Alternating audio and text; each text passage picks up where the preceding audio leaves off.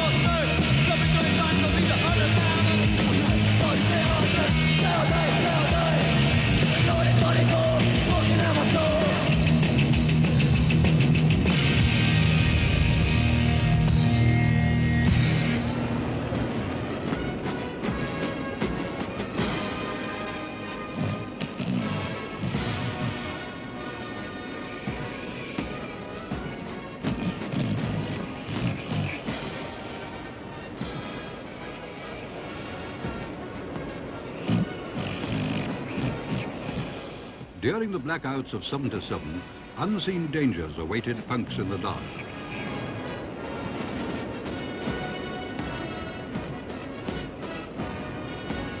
Caught off guard by the active extremism of their own children, the initial reaction of the enemy was a resort to censorship, slander, and outright violence. But punk didn't take its beating lying down. After all, there's no sense in running away when you're wearing a pair of bondage trousers. A violent reaction to a violent set of facts. Punks were born with their backs to the wall. Those that can fight will fight.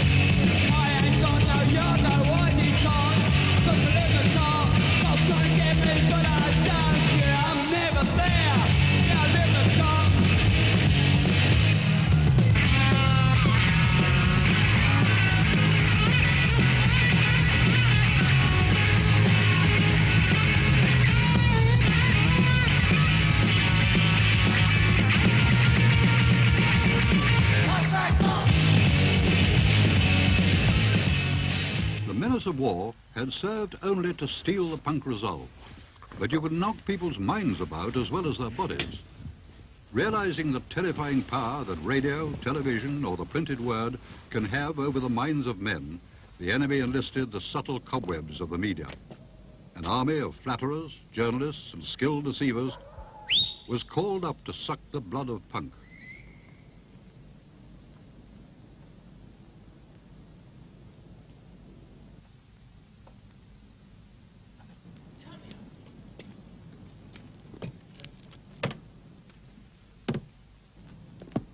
Turn over. Keine Angst, be calm. You're from Transylvanischer Rundfunk. We make question and answer, yes? How is the punk? Your childhood? Why you live in a car? You come from a broken home? Ah! Even children's hour in peacetime, the very sanctuary of innocence, was mobilized to play its part.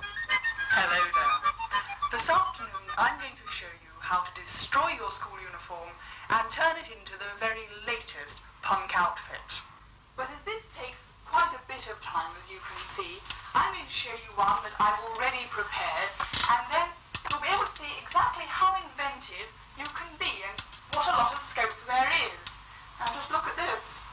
Here in the top pocket, I've put a thumb with a razor blade going through it, and over here, one of my favourite touches, I've sewed on 4 dogging. Now, as we move the blaze around, we have a chaos banner, which I slipped in on either end of the sleeve there, and the orange contrasting rather nicely with the brown.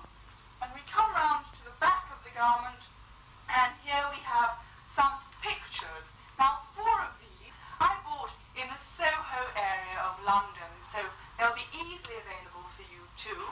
And this centre one is quite a special one. Yes, I'm sure you're all going to recognise that one. So, there we are. Good luck and enjoy yourselves. Fashionmongers were encouraged to copy, dilute, and sell the utility uniforms of punk. What had been a weapon, they tried to make a toy.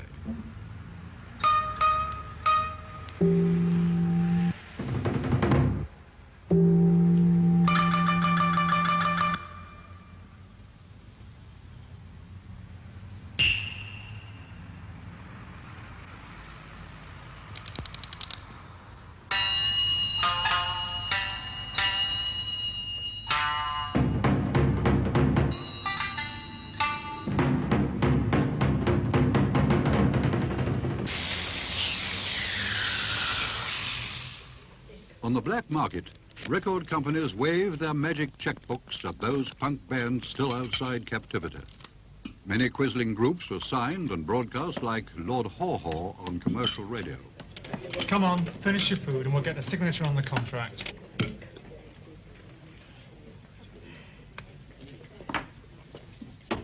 I don't think this is the kind of place where you put tomato sauce on your food.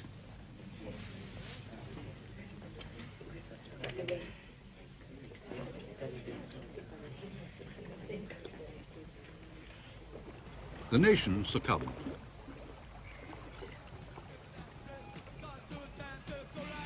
Within months, penguins were pogoing and hippies had cut their hair as the enemies strove to implant an identity crisis in the heart of punk.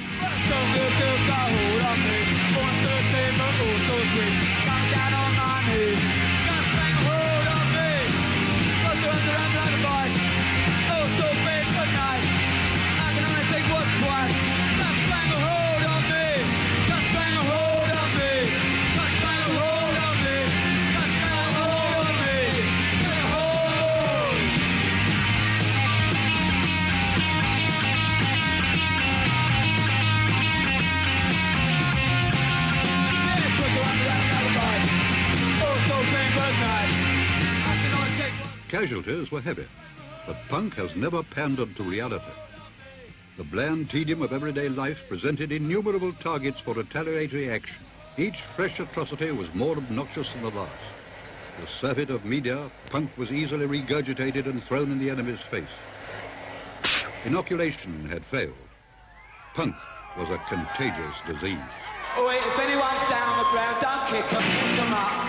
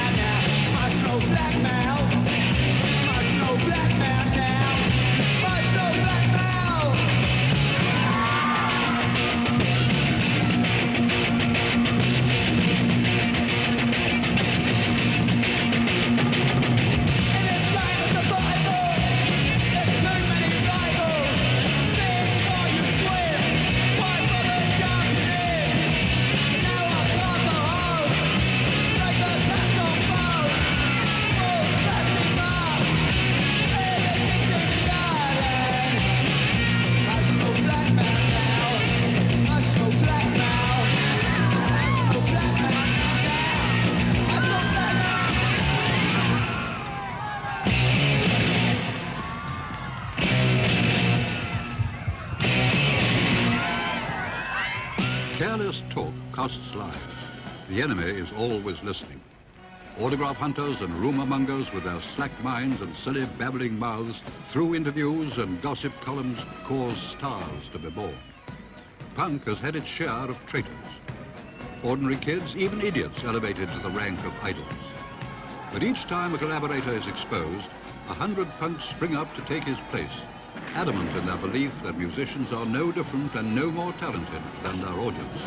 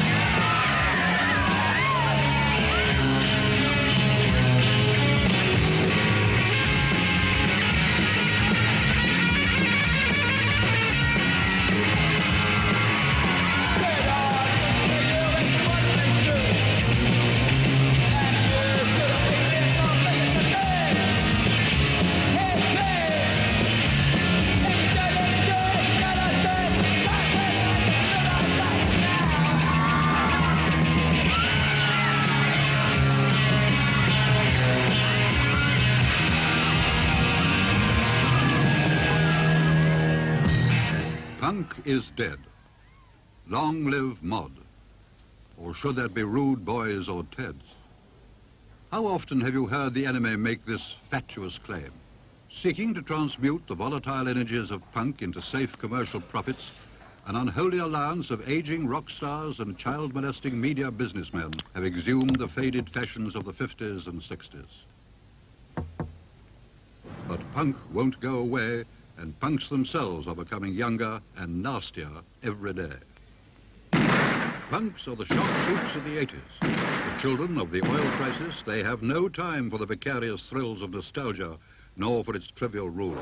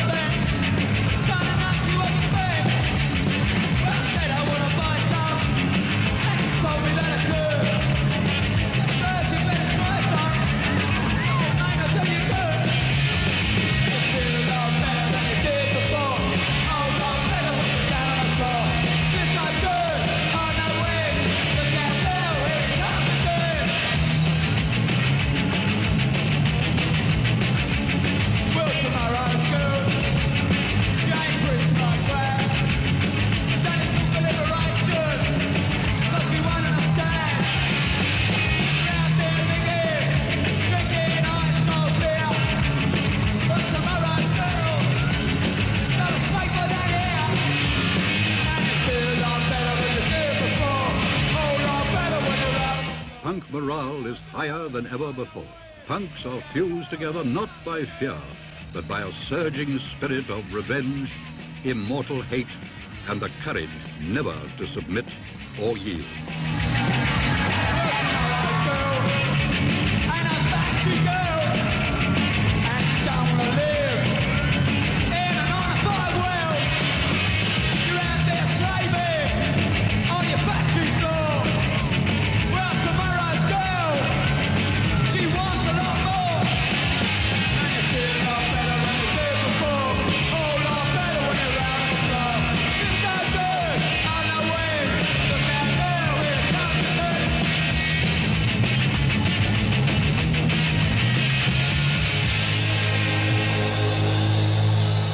enemy will continue to devise its vile and treacherous stratagems, but it cannot kill the unconquerable will of Britain's punks. Punk can take it.